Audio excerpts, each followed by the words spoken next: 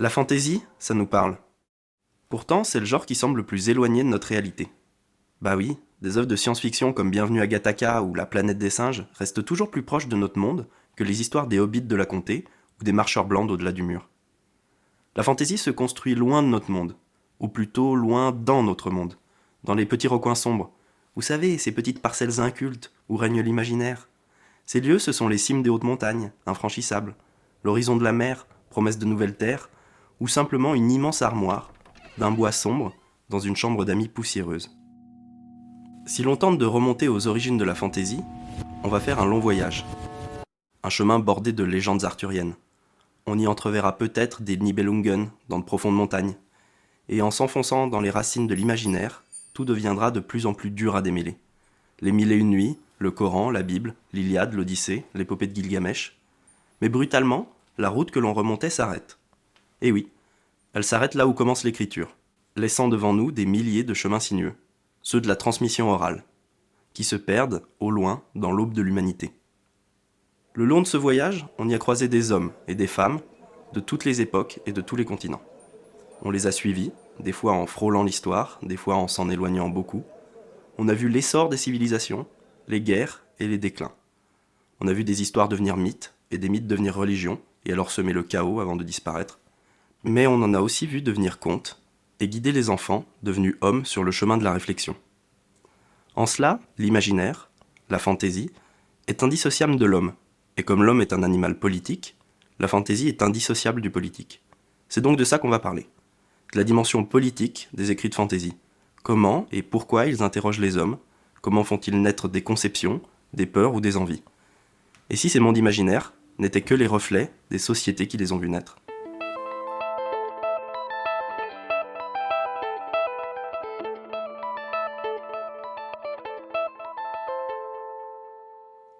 Nous allons aujourd'hui nous intéresser plus spécialement aux exemples modernes d'ouvrages de fantaisie. Déjà parce qu'il y a plus de chances que vous ayez lu Le Seigneur des Anneaux que le Mahabharata, et puis car je pense que des œuvres comme A Song of Ice and Fire, Le Trône de Fer en français, nous questionnent parfois plus que les aventures du fils de Vénus dans l'Énéide. Dans la fantaisie moderne, on pourrait parler des aventures de Conan le Cimérien, de Robert E. Howard, qui fonde l'heroic fantasy, testostéroné, et de son auteur, pessimiste, persuadé de la futilité de la civilisation. On pourrait aussi parler de Lovecraft, et de ses mythes étendant leurs visqueuses tentacules jusque dans le réel, avec son Necronomicon, tentant jour après jour de tâter l'abîme insondable de la psyché humaine. On pourrait disserter aussi sur La source du bout du monde, de William Morris, cet auteur pré-raphaélite. En précurseur de l'écologie, il lance, via son œuvre magnifiquement ciselée, dans un contexte de révolution industrielle et d'essor du capitalisme, la considération de la nature, que nous allons perdre, du fait de l'exploitation de l'environnement. Un thème que l'on retrouvera, nous le verrons, chez Tolkien. C'est aussi en socialiste libertaire que l'on voit William Morris voulant remettre le beau au centre. Tiens, comme Élisée Reclus, dans ses écrits sur l'environnement et le politique à peu près à la même époque. On pourrait aussi aborder l'immense saga à jamais incomplète de La Roue du Temps, de Robert Jordan. Ou encore parler de la dark fantasy, avec La Tour Sombre, de Stephen King, ou Le Cycle de la Compagnie Noire, de Glenn Cook. Mais aujourd'hui, nous resserrerons sur des univers de high fantasy, comme celui de J.R.R. Tolkien ou de George R.R. Martin. Mais aussi de low fantasy. Mais avant tout, clarifions. La high fantasy nous plonge dans un univers complet, épique, faisant généralement appel à un bestiaire caractéristique. Cet univers a une histoire indépendante de la nôtre. La low fantasy, quant à elle, prend place dans notre réalité, mais fait intervenir des éléments du merveilleux dans le quotidien. Et là, comme exemple, on pourra parler des Chroniques de Narnia, de C.S. Lewis, ou de Harry Potter, de J.K. Rowling.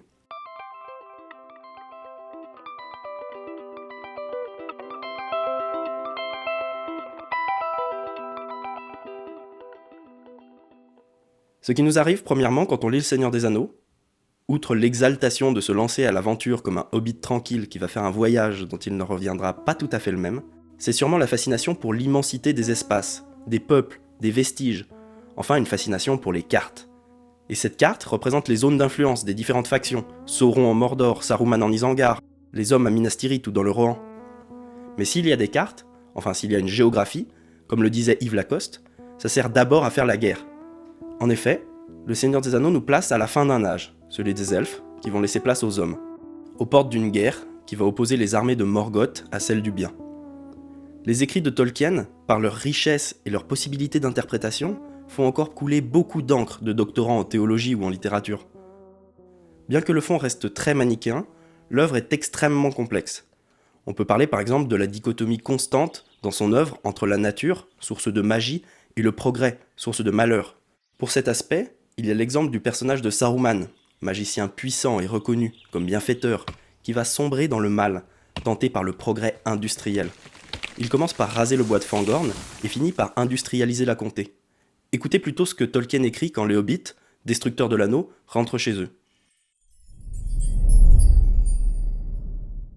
C'était le propre pays de Frodon et de Sam, et ils découvrirent alors qu'ils y étaient plus attachés qu'à aucun autre lieu du monde. Un bon nombre de maisons qu'ils avaient connues manquaient. Certaines semblaient avoir été incendiées. L'agréable rangée d'anciens trous de hobbits dans le talus du côté nord de l'étang était abandonnée, et les petits jardins qui descendaient autrefois, multicolores jusqu'au bord de l'eau, étaient envahis de mauvaises herbes.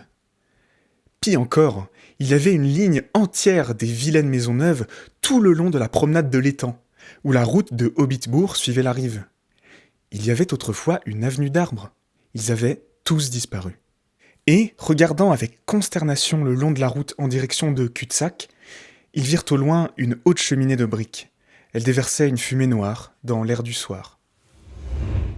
On y reconnaîtrait presque les usines et leur lot de lotissements impersonnels que Tolkien a vu apparaître. Tolkien n'aime pas le progrès technique. Il sonne pour lui le glas de la nature et de sa part de merveilleux. À la fin du Seigneur des Anneaux, les elfes s'en vont en Valinor. Les Istari ont accompli leur tâche et disparaissent. Les hommes vont régner, mortels et ignorants. Cette notion de la nature comme du merveilleux, en sursis du fait de l'homme, on la retrouve aussi chez C.S. Lewis, le contemporain et l'ami de Tolkien. Dans le tome 6 des Chroniques de Narnia, où l'on apprend la création du monde, un personnage, l'oncle Andrew, va, alors que le monde de Narnia n'existe que depuis quelques heures, tenter d'en exploiter les ressources. Écoutez plutôt. C'est ça! Hallucinant! Hallucinant! Répétait l'oncle Andrew en se frottant les mains plus énergiquement que jamais. Ah ah! Quand je pense qu'on se moquait de mes expériences! Et ma sœur, cette sotte, qui pense que je suis fou! Je me demande ce qu'ils vont dire désormais. J'ai découvert un monde où tout explose de vie et de croissance. Christophe Colomb, on parle toujours de Christophe Colomb. Mais à côté de ça, c'est quoi l'Amérique? Le potentiel commercial de ce pays est sans limite. Apportez quelques vieux morceaux de métal rouillé, enterrez-les et hop, ils renaissent sous forme de superbes wagons de chemin de fer, de navires de guerre et tout ce que vous voudrez. Tout cela pour rien, mais moi, je peux les vendre au prix fort en Angleterre et je serai millionnaire. En plus, il y a le climat. Je me sens déjà rajeuni de plusieurs années. Je pourrais transformer ce lieu en une station thermale. Un bon sanatorium ici rapporterait environ 1 million par an. Bien sûr, il faudrait que je mette quelques personnes dans le secret. Mais la première chose à faire est d'abattre cette brute. Cet extrait de Lewis appuie ici le combat pour la magie et contre la science. En effet, le personnage de l'oncle Andrew, bien qu'appelé le magicien, réussit à envoyer les enfants dans le bois d'entre les mondes par des procédés expérimentaux. La science est ici confondue avec le progrès, et elle est en lutte contre le merveilleux, la beauté, la religion. C'est le lot de son époque. La science galopante, dénuée de toute épistémologie, a trop souvent servi de prétexte au progrès capitaliste, irrationnel et mortifère. Max Weber, fondateur de la sociologie et contemporain de Tolkien et de Lewis, parle d'un désenchantement du monde, pour décrire le recul des explications magico-religieuses remplacées par des explications scientifiques, qu'il pense comme plus froides et moins porteuses de sens pour les individus, en cette période de changement profond de la société. Certains alors s'enterrent dans le religieux, pour faire face à cette science, prisonnière des mains des capitalistes, et servant plus l'armement que la médecine. C.S. Lewis, anglican, est extrêmement religieux, et de cela on distingue en filigrane dans Narnia une apologie de la création et des valeurs chrétiennes, mais aussi un idéal de pureté, sans quoi il y aura punition divine. Notamment sur la sexualité, avec le personnage de Suzanne, qui est exclue du monde de Narnia. Pour J.K. Rowling, l'auteur d'Harry Potter, Suzanne, qui était la plus âgée des filles, est perdue pour le monde de Narnia, parce qu'elle s'intéresse à son rouge à lèvres. En fait, elle devient irréligieuse parce qu'elle découvre sa sexualité. En bon chrétien, Lewis considère une hiérarchie naturelle entre les garçons et les filles, les rois et les sujets, les dieux, ou le dieu, et les hommes. Chez Tolkien aussi, il y a une hiérarchie, qui n'est pas remise en cause. Cependant, plusieurs personnages refusent le pouvoir. Frodon et Gandalf celui de l'anneau, Aragorn celui du trône. En fait, Le pouvoir, vu sous le seul prisme de la responsabilité, est vu comme un fardeau, et seuls ceux qui le refusent le méritent, justifiant ainsi un pouvoir totalitaire, car nous savons que le personnage ne s'en sent pas légitime et tentera de l'exercer de la manière la plus juste possible, sans pour autant détruire l'appareil de domination qu'il contrôle. Cela deviendra un standard de la fantaisie. Nous l'avons vu, ces deux auteurs et amis semblent conservateurs. Mais à la manière des conservateurs d'aujourd'hui, ils veulent conserver un monde imaginaire. La société passée n'existe que dans la représentation que l'on s'en fait. Sauver les hobbits de l'industrie, ou les miracles de Narnia de la mercantilisation, semblent impossibles. De même qu'il est impossible de retrouver une société stable, basée sur les valeurs de la famille, du travail, de la religion ou de la patrie, car elle n'a jamais existé, que dans les rêves des gens qui ne l'ont pas connue.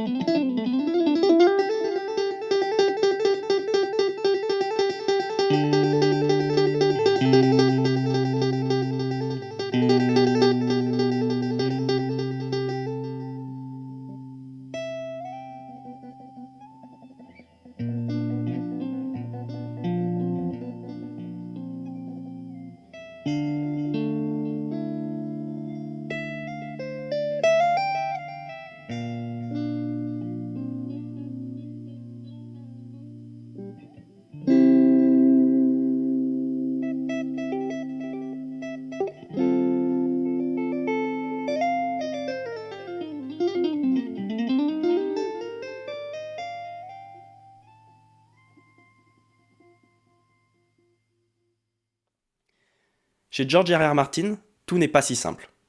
Le pouvoir ne se mérite pas, il se prend. Et à la manière de Machiavel, il se défend pour se maintenir ou s'étendre. Le récit est éminemment géopolitique.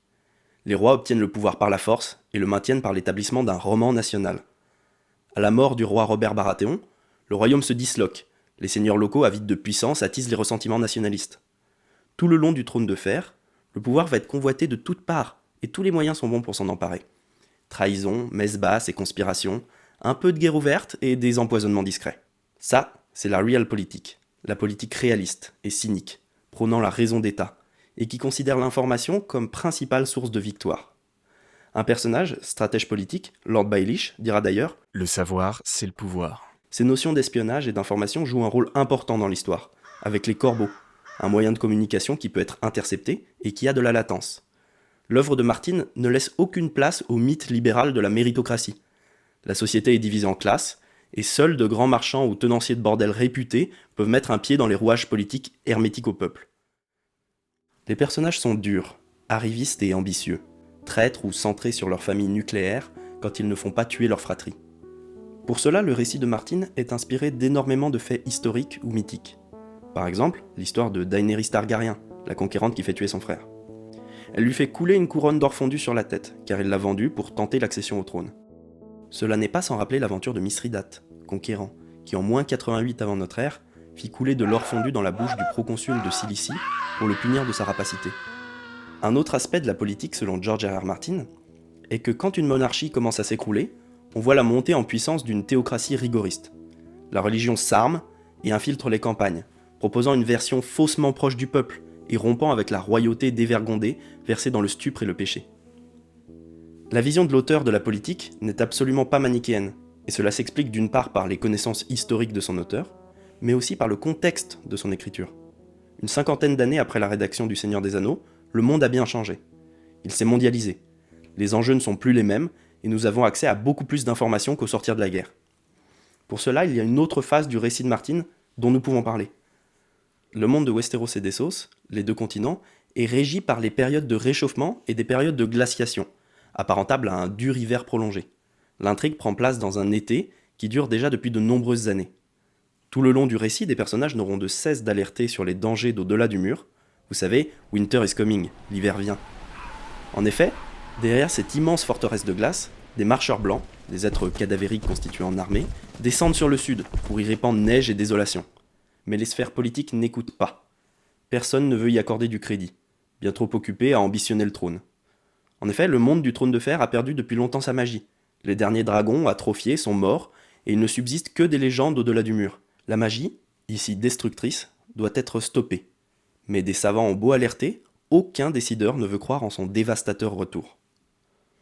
On peut y voir une métaphore du dérèglement climatique en cours, et dont les conséquences vont être désastreuses, alors que les sphères politiques, ou les puissances informelles, n'y prêtent aucune attention, au mieux ignorants dans une bulle de confort, au pire cyniques, amassant compulsivement avant la ruine. Mais Martin s'en défend premièrement. Il explique avoir écrit Le Trône de Fer avant la médiatisation du problème de réchauffement climatique. Plus tard, il reviendra sur ses déclarations. Ce qui est intéressant ici, c'est de voir comment un siècle produit un récit. L'imminence d'un problème majeur et le déni de la classe dirigeante face à celui-ci est ancré dans notre époque, et il ressort de manière inconsciente dans des productions artistiques.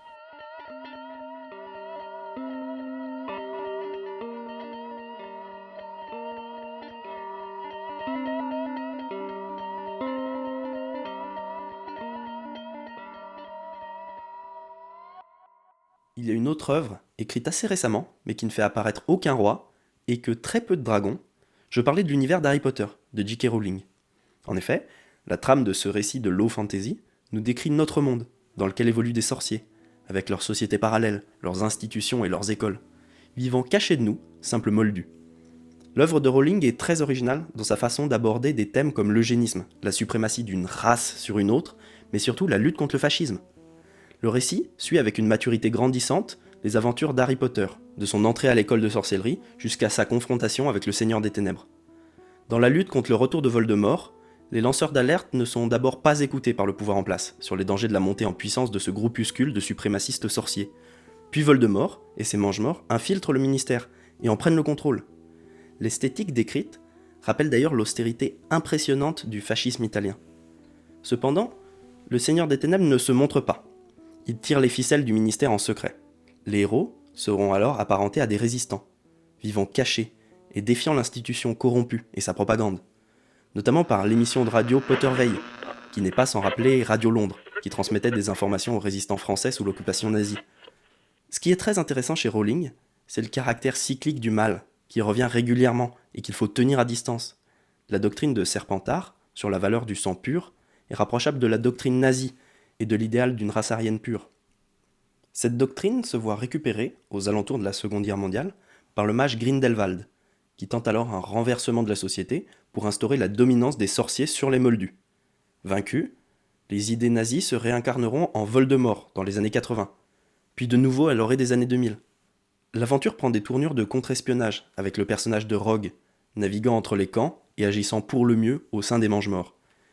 Le mal ici n'est pas clairement identifié pour le grand public, usant de propagande et d'embrigadement, comme quand il met la main sur le système d'éducation. Rowling puise dans l'histoire et la symbolique médiévale pour construire son univers. On pourrait ainsi parler de Richard Cœur de Lion et de Jean Santerre, qui inspirent les personnages de Godric Gryffondor et de Salazar Serpentard, l'un considéré comme un bon roi, vêtu de rouge, l'autre comme un tyran, avide de pouvoir, vêtu de vert. Nous avons vu la justification du pouvoir autoritaire, sa critique, et l'on découvre chez Rowling la lutte contre le pouvoir en place corrompu. Mais existe-t-il des œuvres de fantasy qui remettent complètement en question l'appareil de domination et tenteraient, qui sait, de le détruire ? C'est à ce sujet que je voudrais vous parler du livre Archaos ou le Jardin étincelant de Christiane Rochefort. C'est un roman assez expérimental qui nous immerge dans le royaume d'Archaos, où le jeune prince, Govan Eremetus, n'en a que faire de son pouvoir et déclare tout gratuit. Il s'entame alors une déconstruction joyeusement anarchique de la royauté. Écrit dans la continuité des événements de mai 68, le texte reste difficile à suivre, mais il a le mérite de proposer quelque chose de rare en fantasy, renouant ainsi avec les écrits de William Morris, ou l'Utopia de Thomas More.